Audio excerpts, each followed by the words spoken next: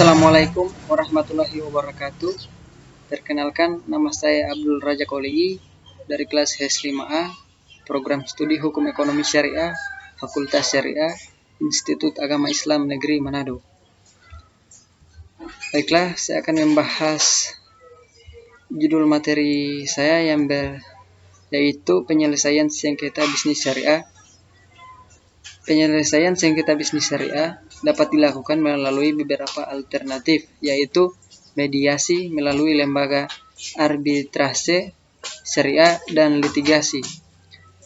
Mekanisme penyelesaian sengketa bisnis syariah yang bersifat perdata secara umum dapat diselesaikan melalui beberapa alternatif.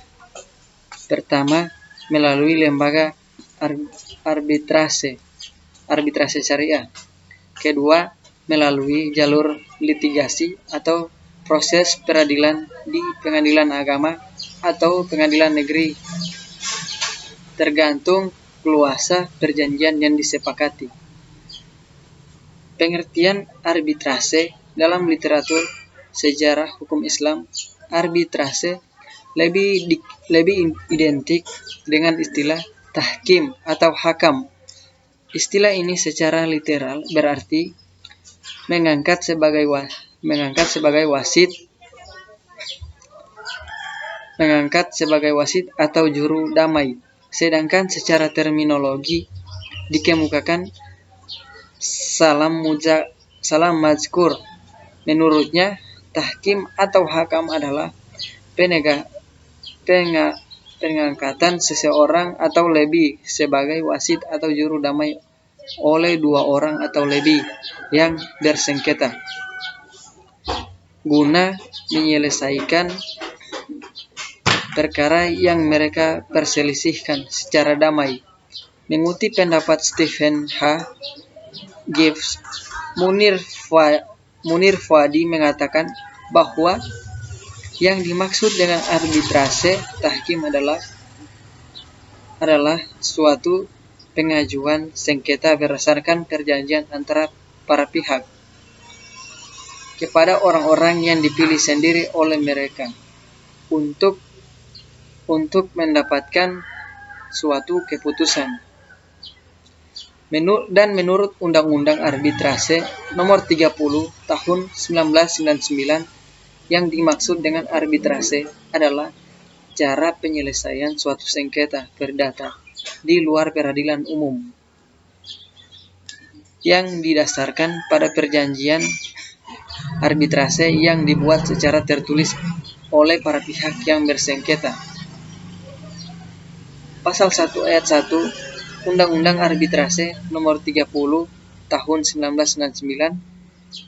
Sejarah berdirinya arbitrase syariah. Gagasan berdirinya pada arbitrase syariah atau Basyarnas yang semula bernama Badan Arbitrase Muamalat Indonesia (BAMUI) diawali dengan bertemunya para pakar cendekiawan muslim, praktisi hukum, dan ulama utama bertukar pikiran tentang perlunya lembaga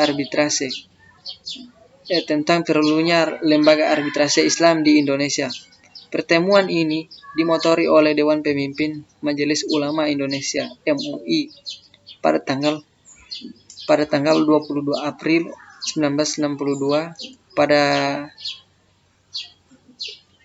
Diadakan rapat lanjutan dengan peserta yang sama. Pada pertemuan pertamanya ditambah 3 orang wakil dari Bank Muamalat Indonesia (BMI). Rapat lanjutan ini membentuk tim yang bertugas untuk mempelajari dan mempersiapkan bahan-bahan bagi kemungkinan berdirinya lembaga arbitrase Islam. Realisasi keputusan ini adalah dibentuknya surat keputusan Dewan Pemimpin MUI nomor Kep 392 MUI V 1992 tanggal 4 Mei 1992 tentang kelompok kerja pembentukan Badan Arbitrase Hukum Islam Kelompok kerja tersebut bertugas menyelesaikan yang pertama, rancangan anggaran dasar. Yang kedua, rancangan anggaran rumah tangga. Yang ketiga, rancangan struktur organisasi. Yang keempat, rancangan prosedur berperkara. Yang kelima, rancangan biaya berperkara. Yang keenam, rancangan kriteria arbitrase. Kemudian yang ketujuh, inventarisasi.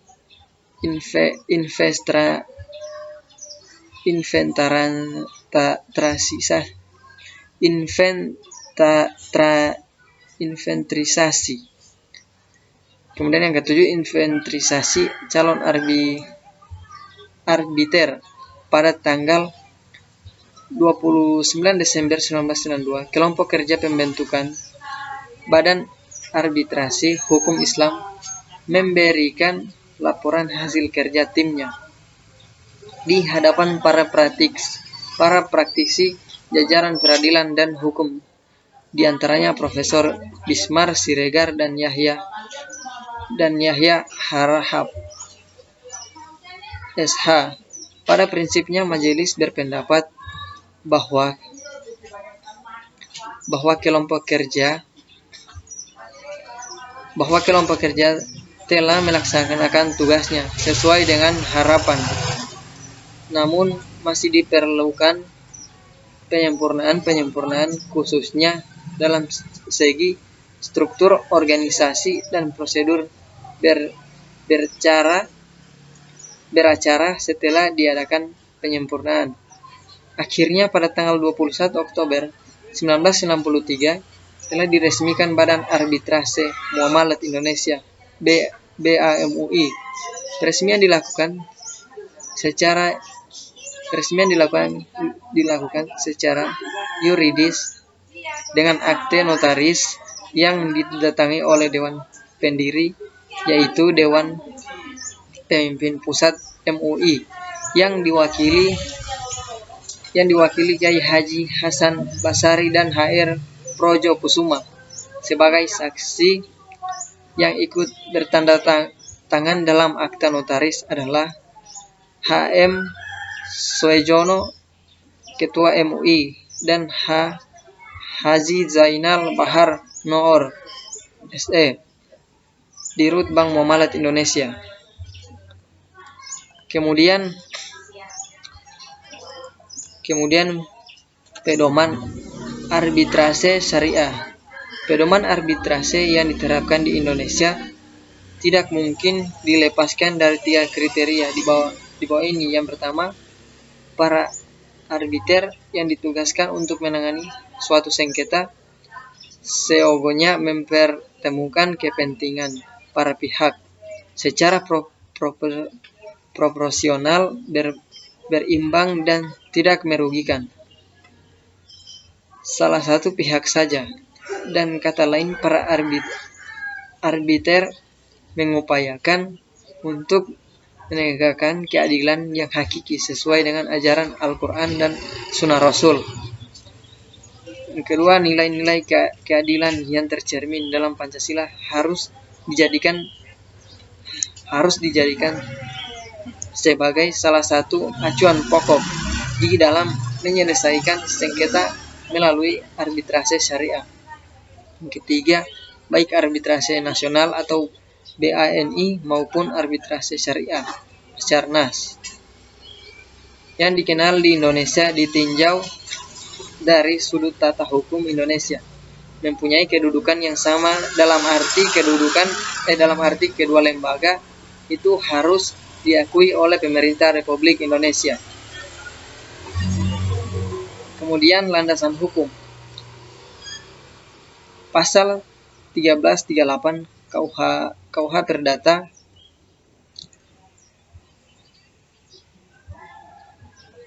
Sistem Hukum Terbuka. Pasal 1338 Kitab Undang-Undang Hukum Perdata menyatakan semua perjanjian yang dibuat sesuai dengan undang-undang berlaku sebagai undang-undang bagi mereka yang membuatnya. Perjanjian itu tidak dapat ditarik kembali selain dengan kesepakatan kedua belah pihak atau karena alasan-alasan yang ditentukan oleh undang-undang. Perjanjian harus dilaksanakan dengan baik. Perjanjian harus dilaksanakan dengan baik dari ketentuan pasal tersebut.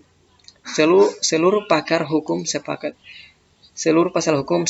menyimpulkan bahwa dalam hal hukum perjanjian, hukum positif, hukum yang berlaku di Indonesia menganut sistem terbuka, artinya setiap orang bebas untuk membuat perjanjian apa dan bagaimana juga, sepanjang pembuatannya dilakukan sesuai dengan undang-undang dan isinya, tidak bertentangan dengan ketertiban umum dan atau kesusilaan.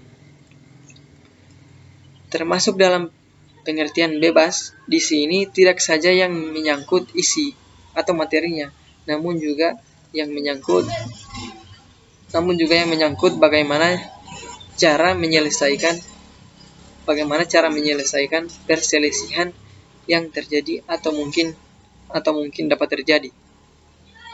Kemudian pasal 16 dan pasal 3 ayat 2 Undang-Undang 4 2004 ekuivalen dengan pasal 10 dan pasal 2 ayat 2 Undang-Undang 48 2009 sejalan dengan berlakunya sistem atau asas tersebut.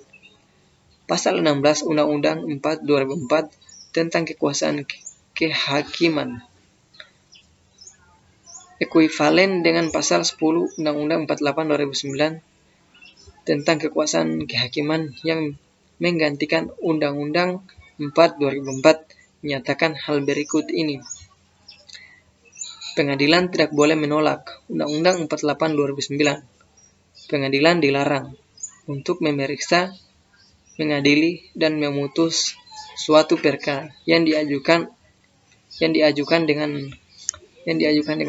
dalih bahwa hukum tidak atau kurang jelas, melainkan wajib untuk memeriksa dan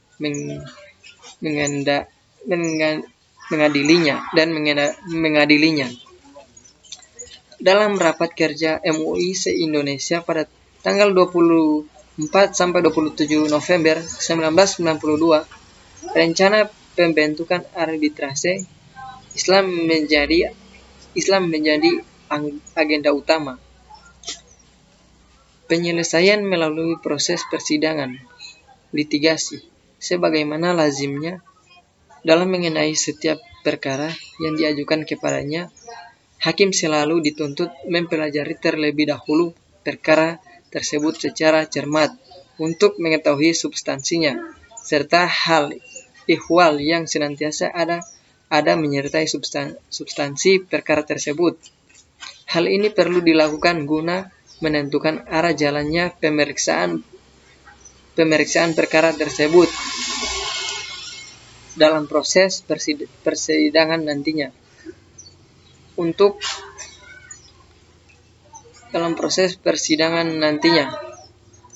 itu hakim harus sudah mempunyai resum tentang perkara yang ditanganinya sebelum dimulai proses pemeriksaan di persidangan.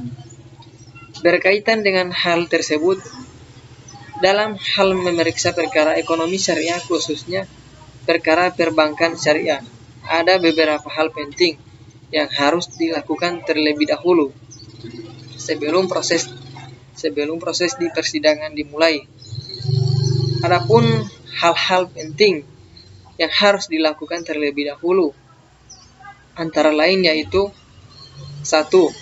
Pastikan lebih dahulu perkara tersebut bukan perkara perjanjian yang mengandung klausa arbitrase.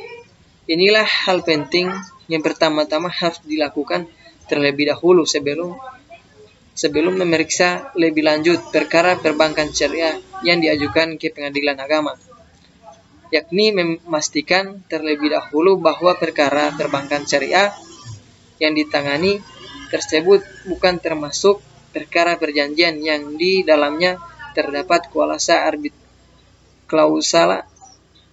klausula arbitrase atau arbitrase clause. 2. Pelajari secara cermat perjanjian akad yang mendasari kerjasama antar para pihak. Setelah dipastikan bahwa perkara perbankan syariah yang ditangani tersebut bukan merupakan perkara perjanjian yang mengandung klausula arbitrase, lalu dilanjutkan dengan mengupayakan perdamaian bagi para pihak sesuai dengan langkah-langkah yang dikemukakan di atas. Selanjutnya, apabila upaya damai tersebut ternyata tidak berhasil, hal penting lainnya yang harus dilakukan adalah mempelajari lebih jauh perjanjian atau akad yang mendasari kerjasama para pihak yang menjadi sengketa tersebut. Sekian dari saya. Wassalamualaikum warahmatullahi wabarakatuh.